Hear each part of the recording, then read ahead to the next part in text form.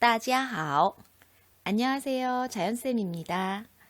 교과서 10페이지, 11페이지를 모두 펴주세요. 오늘은 중국어의 발음 함께 공부해 보도록 하겠습니다. 학습 목표를 다 같이 읽어볼까요? 중국어의 발음 요소를 이해하고 바르게 발음할 수 있다. 학습 내용을 읽어보겠습니다. 1.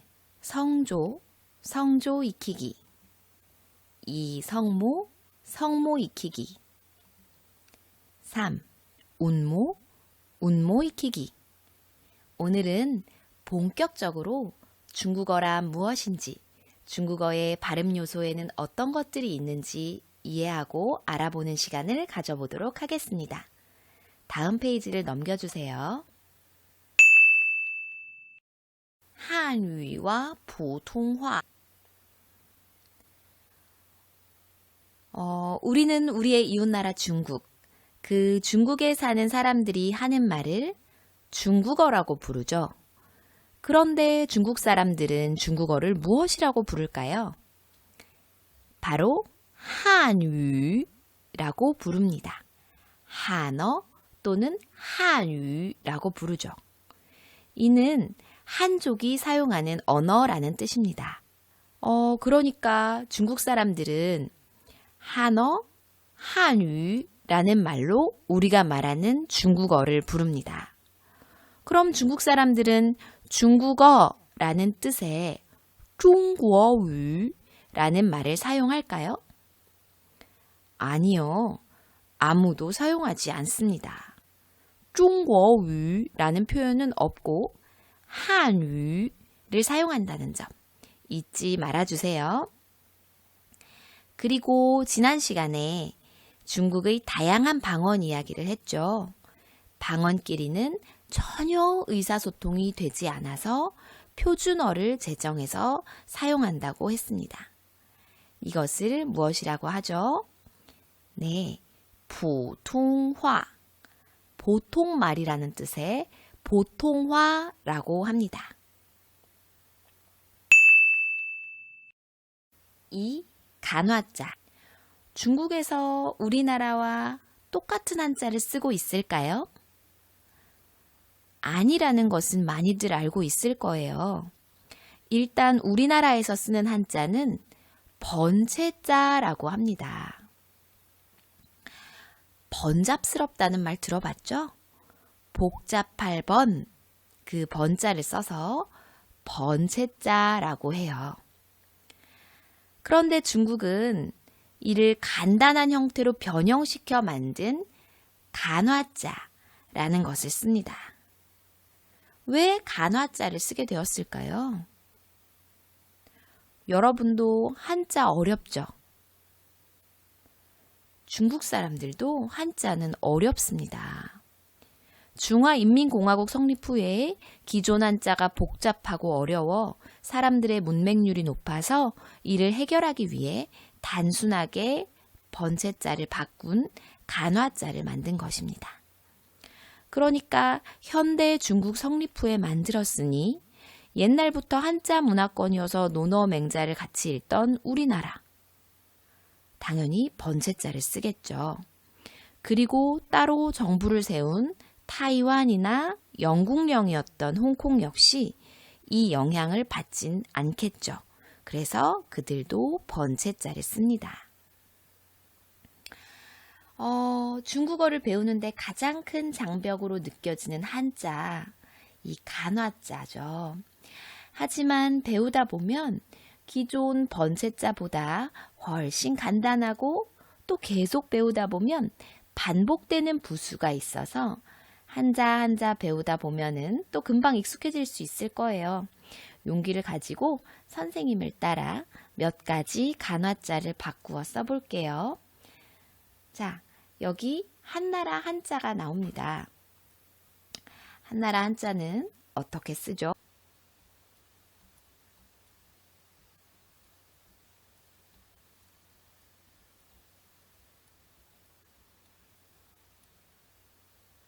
와, 보기만 해도 복잡한데요. 이것을 간단자로 바꾸면 이렇게 쓸 수 있겠죠.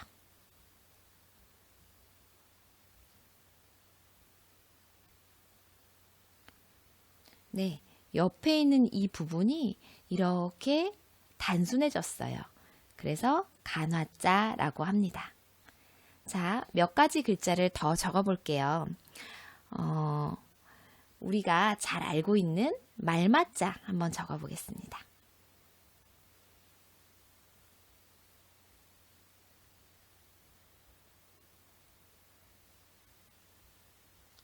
보면은 복잡한 부분이 어디인 것 같나요? 네, 요 머리 부분이 복잡하고 밑에 점을 다 찍어야 하는 것이 번거롭죠. 그래서 말맞자의 번체자는 이렇게 바뀝니다. 슉. 점을 한 번에 그어버렸어요. 머리 부분도 아주 단순해졌습니다. 자, 그러면은 우리 많이 쓰는 말씀 언 부수가 들어간 말씀 어자를 적어보죠. 한위의 위 부분입니다. 말씀 어자는 번체자로는 이렇게 씁니다.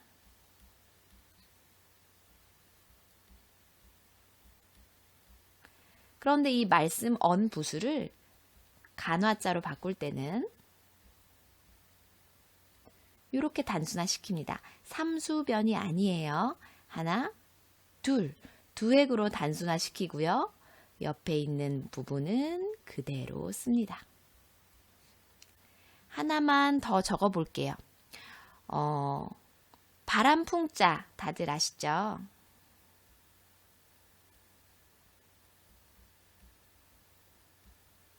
이렇게 쓰는데요. 안쪽 부분이 상당히 복잡하죠? 이 부분을 슉슉 이렇게 X자로 간단하게 바꾸어 보았습니다. 이런 것들이 간화자입니다. 세 번째, 한어병음.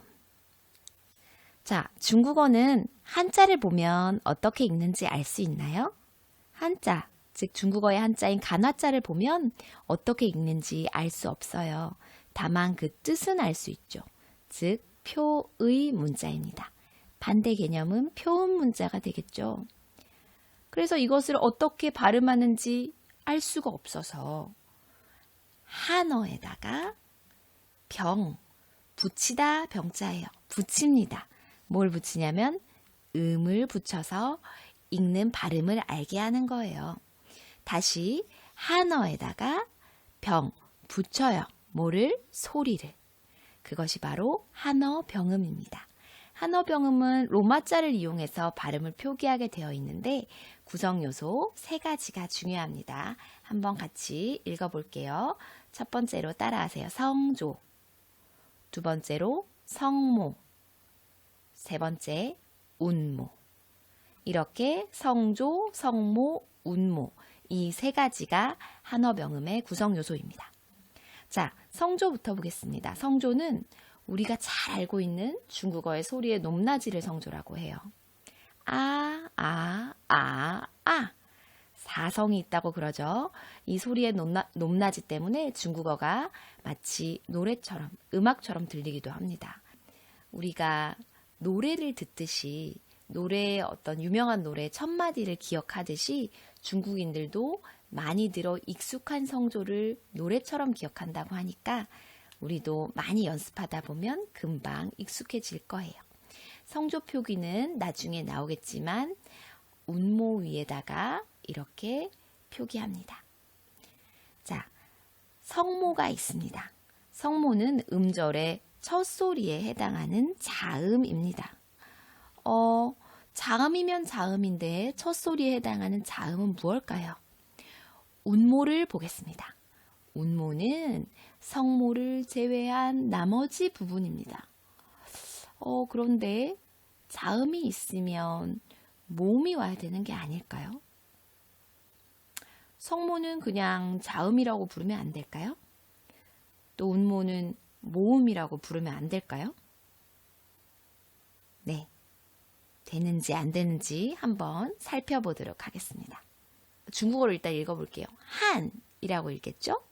우리말로는 한 비슷하게 써봤습니다. 그러면 먼저 히읗 부분이 초성이 되겠고요. 아 부분이 중성이 되겠고요. 니은 부분이 종성이 되겠습니다. 즉 성모는 초성이고요. 운모는 중성 플러스 종성이 되겠죠. 그런데 종성은 언제나 있는 건 아니잖아요. 예를 들어서 하라는 발음에는 종성이 없죠. 그런데 왜 성모가 자음에 딱 대치되지 않고 운모가 딱 모음에 대치되지 않느냐면 운모는 이 니은 부분, 즉 자음 부분도 포함한다는 거죠. 그래서 성모는 꼭 음절의 첫 소리, 초성 부분을 뜻하고요. 운모는 뒤에 니은이 올 수도 있고 비음이 올 수도 있고 이런 중성 플러스 종성을 뜻한다. 기억해 두시기 바랍니다. 자음과 모음이라고 그렇게 생각하시면 안 됩니다. 퀴즈 한번 풀어볼까요? 중국어 한어병음의 구성 요소를 써봅시다. 하오 라고 읽겠죠. 한어병음에서 첫 번째 구성 요소 무엇일까요? 바로 성조입니다. 두 번째 구성 요소는 음절의 첫 소리 자음입니다. 무엇일까요? 네, 성모입니다.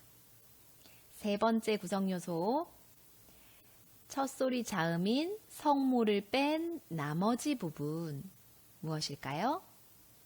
음절에서 성모를 뺀 나머지 부분, 바로 운모가 되겠습니다.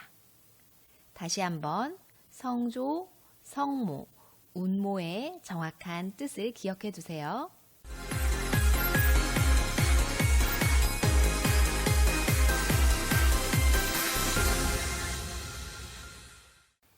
중국어란 플러스. 조금 더 자세하게 중국어의 특징에 대해서 알아보도록 하겠습니다. 먼저 한 글자가 한 음절, 그리고 그 한 음절이 각자 뜻을 가지고 있다는 특징이 있어요. 이런 것을 단음절어라고 하는데요. 중국어에서 한 글자, 칸이라고 읽습니다. 요 한 글자마다 뜻이 있어요. 보다 라는 뜻이 있는 거죠. 조로자 중국어로는 하오라고 읽습니다. 그 하오 한 글자에 좋다 라는 뜻이 있는 거죠. 한 글자마다 한 음절을 가지고 각자 뜻을 가지고 있어서 많은 단어들도 이 글자가 모여서 각자의 뜻을 살려서 이루어지곤 합니다. 자, 넘어가 보겠습니다. 조금 어려운 말로 고리버라고 하는데요. 단어의 형태 변화가 없어요. 보충 설명을 한번 볼게요. 시제, 격, 성, 수, 인칭 등에 따른 변화가 없어요. 쉽게 말해서 격으로 이야기를 해볼게요. 우리말에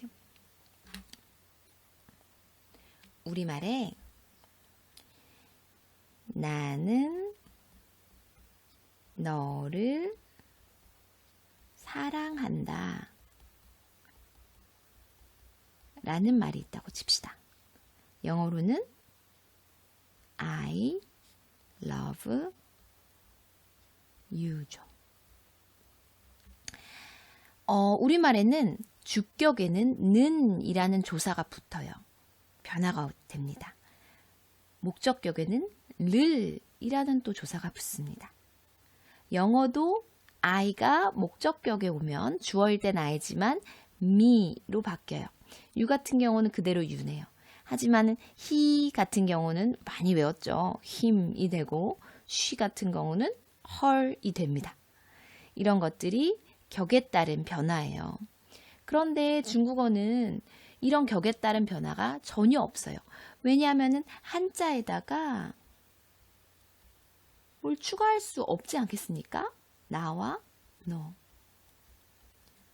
시제에 따른 변화도 없죠. 예를 들어서 영어의 먹다는 무엇이죠? eat.